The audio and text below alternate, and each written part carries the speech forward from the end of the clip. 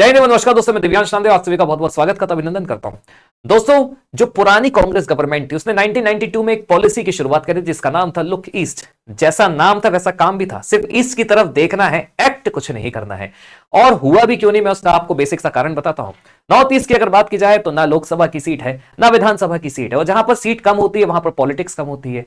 National political parties वहां पर campaigning करने नहीं जाती क्योंकि उनको वहां से प्रॉफिट नहीं मिलता है, वोट नहीं मिलते हैं, सीट नहीं मिलती है, तो फिर डेवलपमेंट होगा भी क्यों। लेकिन जब से ये लुक ईस्ट 2016 में बीजेपी गवर्नमेंट के द्वारा एक्ट ईस्ट बनी, आप यकीन मानिए नेक्स्ट लेवल का पूरे नॉर्थ ईस्ट में डेवलपमेंट आप सभी को देखने को मिलेगा।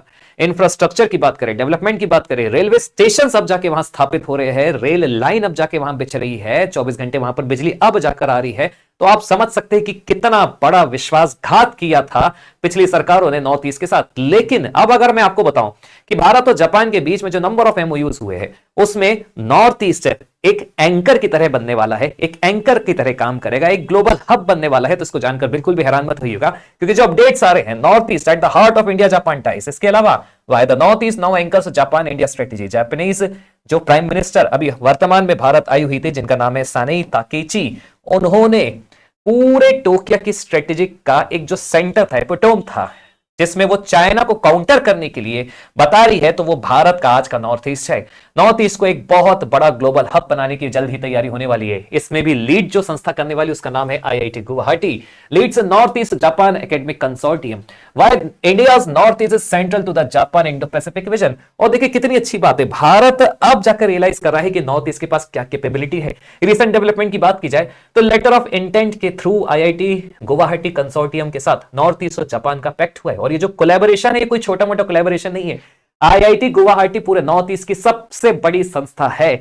जो पैक्ट हुआ है उसमें innovation, higher education, technology transfer, setup ecosystem, sustainable development, कई सारे अनेक पैक्ट किए गए हैं। The initiative aligns with India Act East policy. देखिए इसी पॉलिसी की मैं आपको बात कर रहा था, और जापान की free and open Indo Pacific vision. अब अगर आप बात करोगे इंडिया की एक्ट ईस्ट पॉलिसी और जापान की free and open Indo Pacific vision की, तो ये दोनों ही पॉलिसी इसलिए लाई गई है ताकि चाइना के इंफ्लुएंस को कम किया जा सके। और यहां पर देखिए North East India Japan sign letter of intent to form academic research consortium at IIT Guwahati. ये तो 12 मार्च का आर्टिकल है, लेकिन अभी की अगर बात की जाए तो इसको और एक नेक्स्ट लेवल तक अपग्रेड किया गया है। ये इसलिए भी इंपॉर्टेंट हो जाता है क्योंकि it is first major institutional partnership focused exclusively on North East India. Imagine करिए, नॉर्थ ईस्ट के बारे में पहले कोई बातचीत नहीं होती थी। जितने भी बड़ी बड़ी देशों के साथ हमने पैक्ट की है, किसी भी लेवल के पैक्ट की है, उसमें आपको हमेशा वही राज्य के नाम सुनने को मिलेगा जहां पर जनसंख्या ज्यादा, जहां पर लोकसभा की सीट ज्यादा, जहां पर विधानसभा की सीट ज्यादा। लेकिन पहली बार ऐसा हो रहा है कि नॉर्थ ईस्ट को आधार बनाते हुए बहुत बड़ा अभी तक का पैक्ट किया गया है, वो भी जापान के मध्यस्थता के कारण। अब होगा ये कि इसमें सबसे बड़ा अगर कोई इनोवेशन हब बनेगा पूरे नॉर्थ ईस्ट में तो वो आईआईटी गुवाहाटी होने वाला है। अब आपको यहां समझना होगा कि what is the IIT Guwahati consortium. हुआ कुछ ऐसा है कि इस कंसोर्टियम के जो मेंबर्स है उसमें universities of north East India है, स्टेट गवर्नमेंट्स है, रिसर्च इंस्टीट्यूशन है, जापान के यूनिवर्सिटीज है, जापान के इंडस्ट्रीज भी है। अब अगर जापान के इंडस्ट्रीज की एंट्री हो रही है तो आप इसका ऑब्जेक्टिव क्लियर समझ गए होंगे। इस कंसोर्टियम के माध्यम से आने वाले टाइम में इस पूरे हब को as AI, robotics, disaster management, renewable energy, smart agriculture, skill development, innovation के नाम से विकसित किया जाएगा। अपॉर्चुनिटीज क्रिएट की जाएगी, प्लेटफॉर्म दिया जाएगा और यहां पर फायदा होगा उस पूरे रीजन का। अब जाहिर सी बात है नॉर्थ ईस्ट को अब जाकर हमने क्यों आधार बनाया है, क्योंकि नॉर्थ ईस्ट की अगर बात की जाए तो पहली बात तो भारत के मेनलैंड से ये सिर्फ सिलीगुड़ी कॉरिडोर से जुड़ा हुआ है, जिसको आप और हम चिकन नेक के नाम से जानते हैं, जो कि यहां पर लोकेटेड है। लेकिन अपने आप में इसका रेलेवेंस का पोटेंशियल पिछली सरकारों ने हमेशा नजरअंदाज किया। और अब जब हमने एक्ट ईस्ट किया है, जब हमने इस पर एक्ट करना काम किया है, तब जाकर हम इसको एक एंकर की तरह ले रहे हैं, एक वंदे भारत के चलते फिरते इंजन की तरह ले रहे हैं। इकोनॉमी में इसका भी पार्टिसिपेशन नेक्स्ट लेवल तक हम करना चाह रहे हैं। क्यों? क्योंकि ये जो पूरा रीजन है ये चाइना, म्यांमार, बांग्लादेश, भूटान, नेपाल के साथ अपनी बॉर्डर को शेयर करता है। और ये कुछ ऐसी बात हो गई कि पूरे रीजन में अगर आपने विकास नहीं किया तो फिर अगला देश तो इस अपॉर्चुनिटी में बैठा है कि वहां के लोग हथियार उठाए इस नाम से, क्योंकि वहां पर विकास नहीं पहुंचा है। और आप समझ सकते हैं कि अपन किस देश को टारगेट करना चाह रहे हैं। अब जापान ने इन्वेस्ट क्यों किया, तो इसके कई बड़े स्ट्रेटेजिक रीजन है।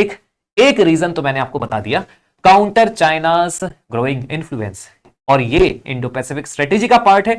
Stable supply chain, regional connectivity, trusted democratic partner, और जो सबसे बड़ा इकोनॉमिक रीजन है वो है manufacturing, logistic, clean energy, digital infrastructure. Already Japan और भारत के बीच में नॉर्थ ईस्ट को लेकर Kaladan multi modal transit project पर काम चल रहा है। ये वो प्रोजेक्ट है जो बांग्लादेश को किनारे करते हुए डायरेक्ट नॉर्थ ईस्ट के साथ भारत की मुख्य भूमि की कनेक्टिविटी को बढ़ाता है। इसके अलावा भारत, म्यांमार, थाईलैंड, इसके हाईवे पर भी काम हो रहा है। तो आप समझिए, जापान भारत का वैसे भी बहुत तो फेथफुल पार्टनर है, और जब डेवलपमेंट की बात आती है तो भारत को सबसे पहले जापान ही याद आता है, और जापान के विजन के साथ भी अलाइन हो रहा है। जापान का जो सबसे इंपॉर्टेंट विजन है, free and open Indo Pacific, वो इंडो पैसिफिक जहां पर इन्फ्लुएंस चाइना का है, जिसमें चाइना अपने ढंग से मनमानी करता है, तो ये जापान के साथ भी अलाइन करता है। जापान का ऑब्जेक्टिव क्या रहा है free and open Indo Pacific में? रूल बेस्ड ऑर्डर होना चाहिए, मैरीटाइम सिक्योरिटी होना चाहिए, क्वालिटी इंफ्रास्ट्रक्चर होना चाहिए, इकोनॉमिक रेजिलियंस होना चाहिए, और कनेक्टिविटी होना चाहिए। और वहीं भारत की बात की जाए तो देखिए, भारत एक्ट ईस्ट अब जाकर करना चालू किया है। सागर इनिशिएटिव जो भारत का पहले से चला आ रहा है, जो इंडो पैसिफिक रीजन को ध्यान में रखते हुए हर एक देश के साथ ओवरऑल ग्रोथ, म्यूचुअल बेनिफिट की बात करता है, वो सागर इनिशिएटिव है। North east development, regional connectivity की बात की जाए तो कॉमन विजन है। भारत भी रूल बेस्ड ऑर्डर की बात करता है, भारत भी पीस एंड ट्रैंक्विलिटी की बात करता है, जापान के जैसे ही। बस अंतर यहां पर यह हो रहा है कि क्योंकि दोनों को ही खतरा है चाइना से, इसलिए दोनों ही अपने आप में सबसे बेहतरीन फेथफुल पार्टनर है। अब एक्ट ईस्ट की बात की जाए तो इमेजिन करिए, 2014 में इसे लॉन्च किया गया था। ऑब्जेक्टिव क्लियर था, नॉर्थ ईस्ट को ट्रांसफॉर्म करना है ट्रेड गेटवे के रूप में, मैन्युफैक्चरिंग हब के रूप में, कनेक्टिविटी कॉरिडोर के रूप में। वो नॉर्थ ईस्ट जो लंबे समय से सिर्फ लुक ईस्ट था, उसे एक्ट ईस्ट बनाना है। आप इमेजिन कर सकते हैं कि जिस पर सिर्फ हमने ध्यान दिया, उस पर कार्य इतने साल बाद जाके चालू हुआ है, इतने दशकों बाद जाके चालू कैसे हुआ है, यहां पर आप देख सकते हैं, जिसमें हम जापान की सहायता से अनेक प्रोजेक्ट्स चला रहे हैं। भारत की एक्ट ईस्ट पॉलिसी के अंतर्गत intensive engagement with south Asian countries के साथ हम मिलकर क्या कर रहे हैं, आप समझना। भारत अगरतला अखूरा रेल लिंक को लॉन्च कर रहा है। Inter modal transport linkages, inland waterways की शुरुआत कर रहा है बांग्लादेश में। Kaladan multi modal transit transport project की भारत शुरुआत कर रहा है। ट्राइलेटरल हाईवे प्रोजेक्ट की भारत शुरुआत कर रहा है। इसके अलावा रोड एंड ब्रिज प्रोजेक्ट्स भी चल रहे हैं, मॉडर्नाइजेशन चल रहा है हाइड्रो इलेक्ट्रिक पावर प्रोजेक्ट्स का। वो सब के सब जापान और भारत के जो एक्ट ईस्ट फोरम है उसके अंतर्गत चला। लेकिन यहां पर भी आपको अनेकों चैलेंज मिलेंगे। देखिए, बांग्लादेश का नाम आ रहा है, म्यांमार का नाम आ रहा है, मतलब ये सब चीजें भी उसी वक्त पूरी हो सकती है जब इन देशों पर स्टेबल गवर्नमेंट हो, वो सरकार हो जो भारत की हितोषी हो, चाइना की हितोषी नहीं। इसलिए यहां पर अगर आप समझेंगे तो भारत की बहुत बड़ी, अब जाकर भारत को रियलाइजेशन हो रहा है कि हमें करना पड़ेगा। और क्यों नहीं करना पड़ेगा? नॉर्थ ईस्ट भी तो हमारा इंटीग्रल पार्ट है। आपने बहुत अच्छे से सब लाभ दे दिए अदर स्टेट्स को, आपने बहुत अच्छे से अपॉर्चुनिटीज ले ली, वोट बैंक का भी आपने बहुत अच्छे से फायदा उठा लिया, लेकिन हमेशा आपने विश्वासघात किया किसके साथ? पूर्वोत्तर भारत के साथ। लेकिन अब जाकर अगर रियलाइजेशन हो रहा है तो बहुत रैपिडली हो रहा है, और वहां के लोगों को इसका एहसास भी है। अब देखिए, एरियाज ऑफ कोऑपरेशन क्या है भारत और जापान के बीच में। तो देखिए, जापान की जब बात आती है तो टेक्नोलॉजी अपने आप आता है, फिर उसमें एआई है, रोबोटिक्स है, सेमीकंडक्टर रिसर्च है, स्मार्ट मैन्युफैक्चरिंग है। भारत को सेमीकंडक्टर रिसर्च, स्मार्ट मैन्युफैक्चरिंग की सबसे ज्यादा आवश्यकता है, और जापान के पास वो टेक्नोलॉजी है। तो आप समझ सकते हैं दोनों का ही बेनिफिट है। Agriculture, precision farming, food processing, bamboo technology Bharat की नीड है, हमारे फार्मर्स की जरूरत है। और जब जापान की बात आती है तो डिजास्टर मैनेजमेंट ऑटोमेटिकली आ जाता है। जापान वो गर्म तवे पर बैठा देश है जहां पर आए दिन आपदाएं आती रहती है, और उस आपदाओं में डील कैसे करना है, सुबह उठ खड़े कैसे होना है, ये जापान को बहुत अच्छे से आता है। तो आप समझ सकते हैं डिजास्टर मैनेजमेंट की जब बात आती है, earthquake research, food, flood protection, climate adaptation, tsunami, ये सब जापान हमें बहुत अच्छे से सिखा सकता है। और वही education, joint research, student exchange, faculty exchange, ये सारी चीजें भी जापान के माध्यम से हो सकती है। अब आईआईटी गुवाहाटी को ही हमने क्यों केंद्र बनाया, तो ये भी सुन लीजिए। आईआईटी गुवाहाटी नॉर्थ ईस्ट का सबसे बड़ा टेक्निकल इंस्टीट्यूट है, सबसे बड़ा इंस्टीट्यूट भी अगर बोला जाए तो गलत नहीं होगा। एआई रिसर्च के लिए फेमस है, सेमीकंडक्टर रिसर्च के लिए फेमस है, बायोटेक के लिए है, क्लीन एनर्जी के लिए है, स्टार्टअप इकोसिस्टम के लिए। एडवांटेज जो है आईआईटी गुवाहाटी का, वो सबसे पहला इसकी स्ट्रेटेजिक लोकेशन असम में लोकेटेड है, और जितने भी नॉर्थ ईस्ट में राज्य है वो सब असम से ही तो टूट कर बने हैं। They all are bifurcated from the state of Assam, मतलब असम ही उनकी मदर स्टेट है, तभी तो इनको सेवन सिस्टर्स कंबाइनली कहा जाता है। तो आप समझ सकते हैं इसकी स्ट्रेटेजिक लोकेशन इंपॉर्टेंट हो जाती है। इंडस्ट्री कोलैबोरेशन, इंटरनेशनल पार्टनरशिप, बहुत बड़े बड़े फैक्टर्स है जो आईआईटी गुवाहाटी को सेंटर बनाते हैं। अब जापान का इन्वेस्टमेंट नॉर्थ ईस्ट में मतलब क्या निकलता है, क्या एग्जिस्टिंग प्रोजेक्ट चल रहे होंगे ऑलरेडी। तो यहां देखिए, North east road network connectivity project Japan की सहायता से चलाया जा रहा है। Guwahati water supply project Japan की सहायता से चलाया जा रहा है। असम फॉरेस्ट मैनेजमेंट में जापान कंट्रीब्यूट करता है। एनर्जी प्रोजेक्ट जापान की सहायता से चलाए जा रहे हैं। स्किल डेवलपमेंट जो सॉफ्ट डिप्लोमेसी का हिस्सा है वो भी जापान की सहायता से चलाई जा रही है। और इसमें फंडिंग एजेंसी जो है वो कौन सी है, जापान इंटरनेशनल कोऑपरेशन एजेंसी। मतलब आप मान के चलिए ये वो एजेंसी है जो सबसे कम इंटरेस्ट रेट पर भारत में इस तरीके के प्रोजेक्ट्स चलाती है। अब आप समझ सकते हैं why north east at the heart of India Japan ties. Connectivity projects में देखिए, ये तो सिर्फ भारत की बात होगी, लेकिन भारत के अलावा India Myanmar Thailand highway Japan की मदद से है। कालादान मल्टी मॉडल प्रोजेक्ट जिसमें हम बांग्लादेश को काउंटर करके जापान की सहायता से बांग्लादेश को काउंटर करके नॉर्थ ईस्ट के रिमेनिंग पार्ट्स को जोड़ना चाह रहे हैं, वो कालाधन मल्टी मॉडल प्रोजेक्ट है। बॉर्डर ट्रेड इंफ्रास्ट्रक्चर हो रहा है, डिजिटल कनेक्टिविटी बढ़ रही है। फ्यूचर विजन यहां पर सिंपल सा है कि जापान की सहायता से नॉर्थ ईस्ट को साउथ एशिया का सबसे बड़ा लार्जेस्ट लॉजिस्टिक हब बनाना है।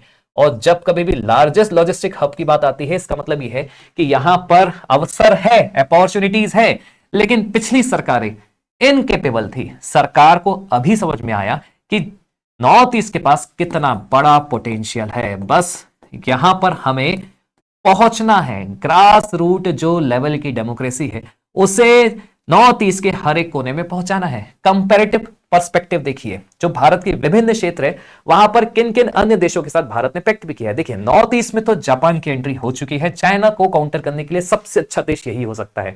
वेस्टर्न इंडिया में यूएई है, सदर्न इंडिया में यूएसए है, eastern India along with north east ASEAN countries हैं। अंडमान निकोबार में क्वाड पार्टनर्स की मौजूदगी है। क्वाड पार्टनर की बात की जाए तो इसमें भी जापान है, यूएस है, ऑस्ट्रेलिया है और न्यूजीलैंड है। तो आप समझ सकते हैं कि यहां पर कितने इंपॉर्टेंट सब चीजों का महत्व हो जाता है। स्ट्रेटेजिक कंपटीशन की बात की जाए तो देखिए, जैसे भारत और जापान है वैसे अपन चाइना की बात करते हैं। भारत और जापान के डेमोक्रेटिक पार्टनरशिप है, तो चाइना बॉर्डर रोड इनिशिएटिव के माध्यम से देशों के साथ जुड़ी हुई है। ट्रांसपेरेंट फाइनेंसिंग होती है, चाइना का हमेशा डेप्थ कंसर्न होता है। जापान स्किल डेवलपमेंट को प्रमोट करता है, तो चाइना का होलसेल फोकस सिर्फ इंफ्रास्ट्रक्चर का रहता है। जापान कैपेसिटी बिल्डिंग पर काम करता है, तो चाइना उसके लिए कैसे स्ट्रेटेजिक इन्वेस्टमेंट फ्रूटफुल हो सकता है उसके लिए काम करता है। चैलेंज सिर्फ सिंपल सा है, जियोपॉलिटिकल सिनेरियो के हिसाब से अगर देखा जाए तो जापान के साथ कदम हम इसलिए बढ़ा रहे हैं क्योंकि चाइना का फैक्टर इन्फ्लुएंस है। क्योंकि अगर हम नहीं जाएंगे तो चाइना तो वहां घुसा हुआ है। अगर किसी देश के साथ हमने पैक्ट नहीं किया तो चाइना वहां पर इस अवसर को लेने के लिए बैठा हुआ है। लेकिन फिर भी जितनी भी बातें हम कर रही है तभी फुलफिल हो सकती है जब हमारे आस पड़ोस के देश में स्टेबिलिटी हो, मतलब वो सरकारें हो जो अपने आप में काफी स्टेबल हो, स्थिर हो। और आप समझ सकते हैं कि म्यांमार, बांग्लादेश, इवन आप अगर बात करोगे नेपाल तक की भी, तो चाइना का इन्फ्लुएंस बढ़ते जा रहा है। तो यहां पर एक और जो सबसे बड़ा चैलेंज है वो है इंफ्रास्ट्रक्चर गैप्स का। नॉर्थ ईस्ट में काफी डिफिकल्ट टेरेन है, हिमालय से और काफी ज्यादा ऐसी टेरेन से जहां पर इंफ्रास्ट्रक्चर डेवलप करना हमारे बस की तो बात नहीं अकेले, इसलिए हम जापान की सहायता ले रहे हैं। कारण ये कनेक्टिविटी इश्यूज भी पड़ जाते हैं। और अगर बात की जाए सोशल फैक्टर की, तो स्किल गैप है, माइग्रेशन है, इन्वेस्टमेंट क्लाइमेट भी है। और अगर बात की जाए तो देखिए चैलेंजेस लगातार बढ़ रहे हैं, लेकिन ऐसा नहीं है, इकोनॉमिक अपॉर्चुनिटीज भी है। किस चीज की? इलेक्ट्रॉनिक मैन्युफैक्चरिंग की है, स्टार्टअप्स की है, टूरिज्म इकोनॉमी तो बहुत चलती ही है, बैम्बू इकोनॉमी है पूरे नॉर्थ ईस्ट में, रिन्यूएबल एनर्जी का अच्छा खासा स्कोप है, सेमीकंडक्टर सप्लाई चेन के लिए हब की तरह यूज हो सकता है, और साथ ही साथ बायो इकोनॉमी भी अच्छी खासी वहां पर डेवलप हो सकती है। अब बात करते हैं यहां पर सबसे बेहतरीन कंक्लूजन की। इससे आपको एक चीज से रियलाइजेशन हो गया होगा कि नॉर्थ ईस्ट बस अब भारत की पेरिफेरी में नहीं आता। नॉर्थ ईस्ट अब भारत का गेटवे बन चुका है towards the Asian countries. Strategic counter balance में सबसे ज्यादा सहायक हो रहा है पूरे इंडो पैसिफिक रीजन में नॉर्थ ईस्ट। इनोवेशन हब बनते जा रहा है, टेक्नोलॉजी कॉरिडोर की तरीके से डेवलप हो रहा है, इकोनॉमिक ग्रोथ इंजन तो बन ही गया है। और इसके पीछे जो बैकबोन बनने वाला है वो है आईआईटी गुवाहाटी, जिसमें जापान की पार्टनरशिप ये रिफ्लेक्ट करती है कि आने वाले टाइम में एक मेजर इनोवेटिव स्ट्रेटेजिक कैपेसिटी पूरा रीजन डेवलप होने वाला है आपका नॉर्थ ईस्ट। कमेंट करके दोस्तों जरूर बताइएगा, क्योंकि आप भी बहुत अच्छे से जानते हैं कि अगर नॉर्थ ईस्ट हमेशा से अछूता रहा है तो उसका छोटा सा लेकिन सबसे बड़ा जो कारण रहा है वो है पॉलिटिक्स। लेकिन जिस तरीके से अब डेवलपमेंट हो रहा है, नॉर्थ ईस्ट को इस तरह की अपॉर्चुनिटी देना बिल्कुल जायज है, हकदार है। लेकिन फिर भी आप अपना व्यू जरूर बताइएगा। जय हिंद, वंदे मातरम अगेन।